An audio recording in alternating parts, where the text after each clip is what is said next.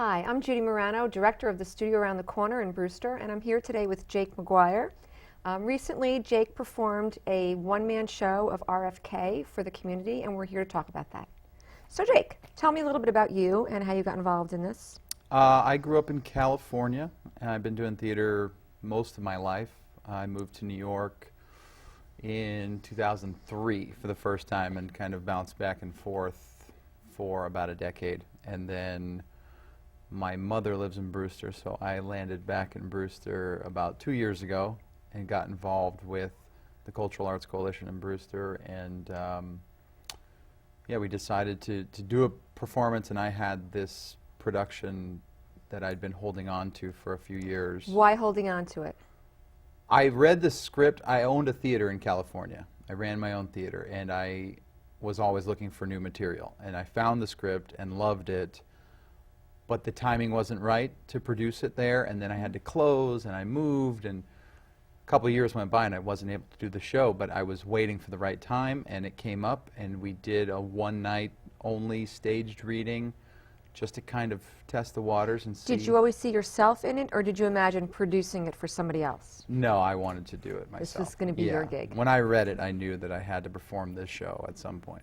Okay, is there some sort of draw, though? Is there something about him that you connected with? Is there... I didn't know as much about Bobby Kennedy as I did about Jack Kennedy before I read this script. I'm very interested in John F. Kennedy's presidency and all of the conspiracy theory around his death and the assassination. So I've done a lot of research into him over the course of my life. But when I read this play, I learned so much about Bobby. That was the next thing I was going to ask you. Anything particular that jumped out at you? There was so much I didn't know. For instance? I knew that all I knew about him really was that he was JFK's brother and that he was assassinated in L.A.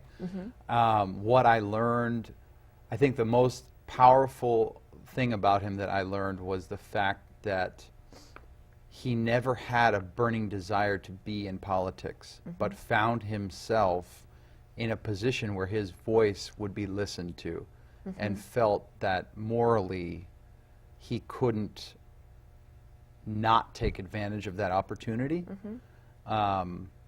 which is something that I respect greatly. And I feel that lots of regular people have much more power and influence than they realize.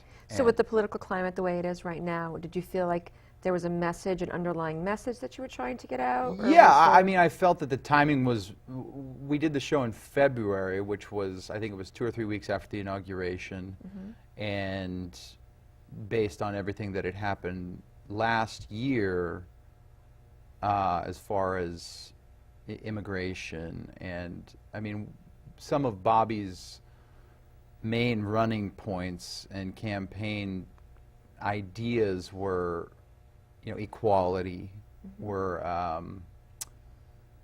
you know, he was an advocate for education and for bringing attention to the inner cities and helping children and rebuilding, kind of rebuilding the country from the ground up, which is something that I agree with. Well, I got the pleasure of watching it, and it was amazing, and the audience was really taken by it.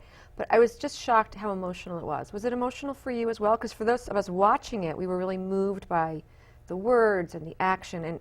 And for you, was it as emotional? Yes, it was very powerful. It's, I remember rehearsing it, and one of my best friends directed me and also read stage directions during the performance.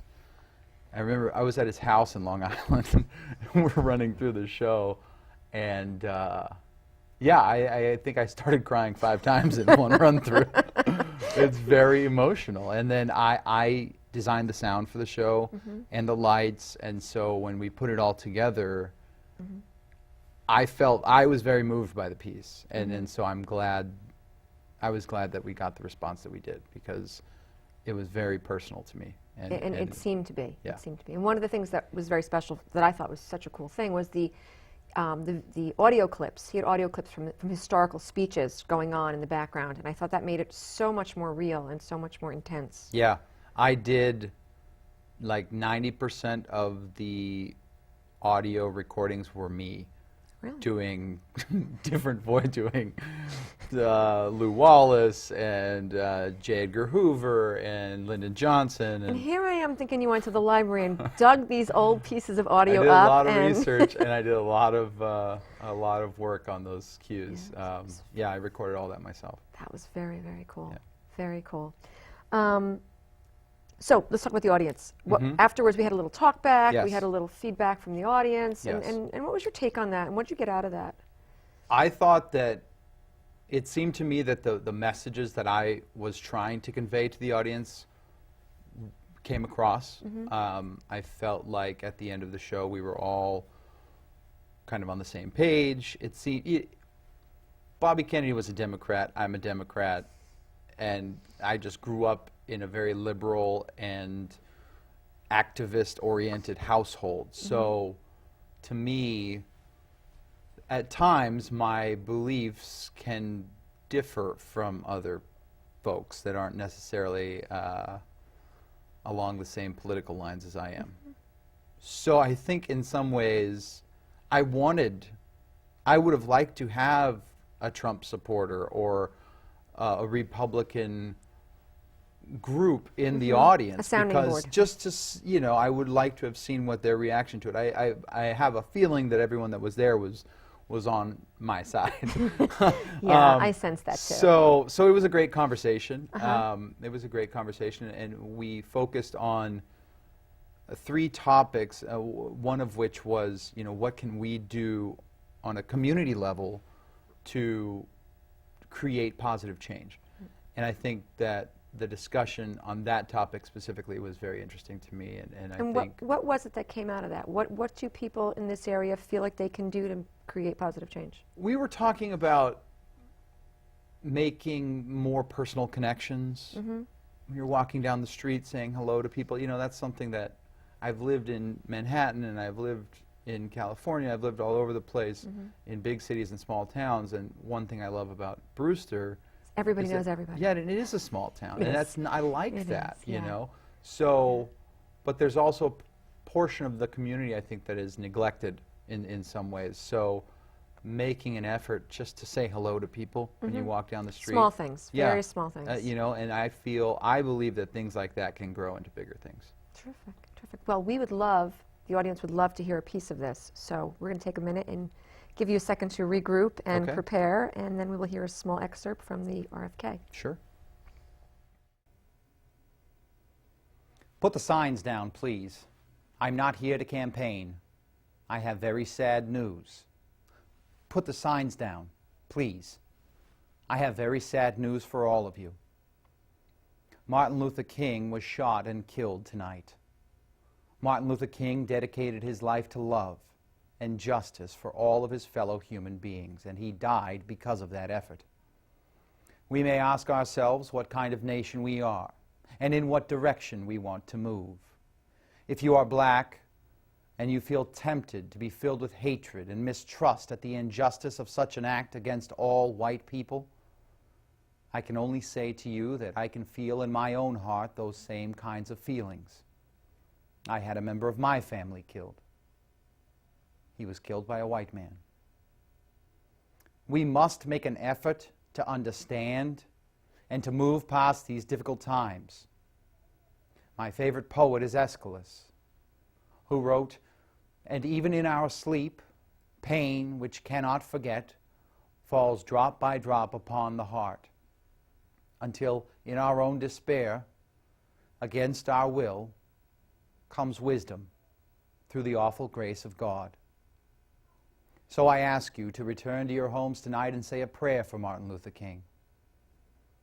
Let us dedicate ourselves to what the Greeks wrote so long ago, to tame the savageness of man and make gentle the life of this world.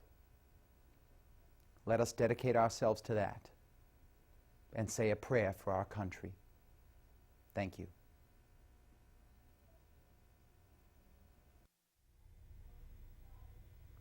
Thank you, Jake. That was amazing.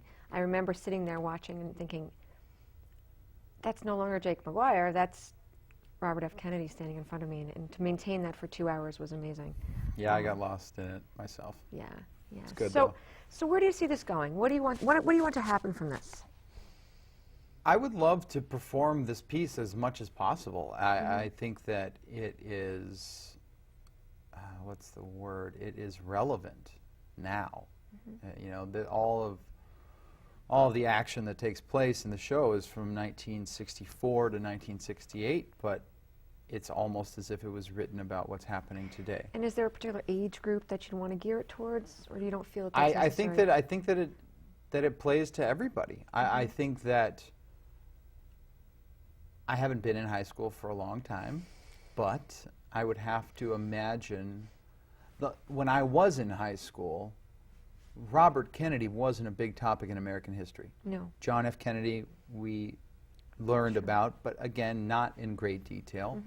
It was too close. It was too close to where we were. Right, and I think that I think that it's probable that high school students today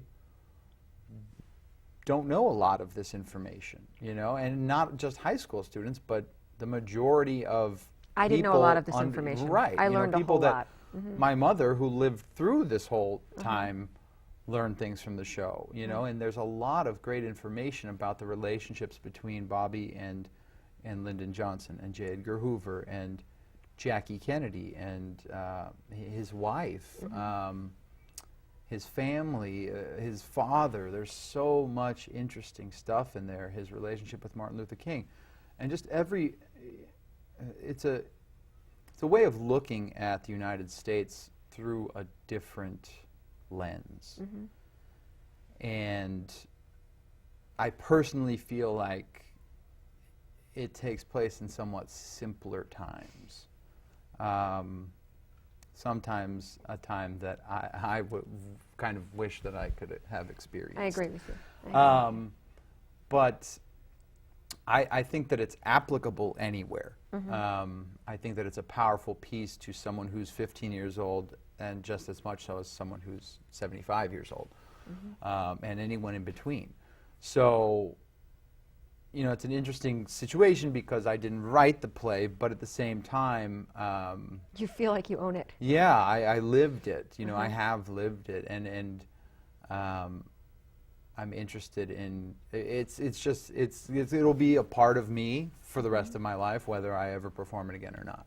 Okay. So when the time comes, I'm ready, and I'd really like to share it with people. Okay. If you had to pick one word that you wanted people to walk away after watching it, what would that one word be?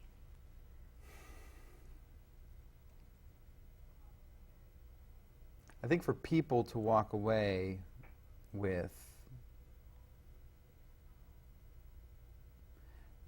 I don't know if one word could encapsulate it, but I'll give you two. do something. 3. Do something. Okay.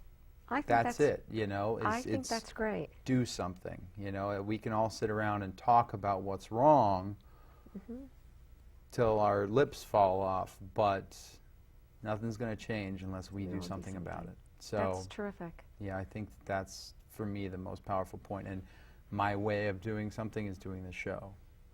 Okay. And maybe it's more. We'll see. We'll see. Well, thank you so much. Thank you. Again, we've performed this at the studio around the corner, and there was wonderful programming going on at the studio around the corner. And if you're interested in that, you want to check out www.oththeater.org. And thank you again for sharing this with us, and I hope to get to see it again sometime soon. Me too. Thanks, Judy. Sure.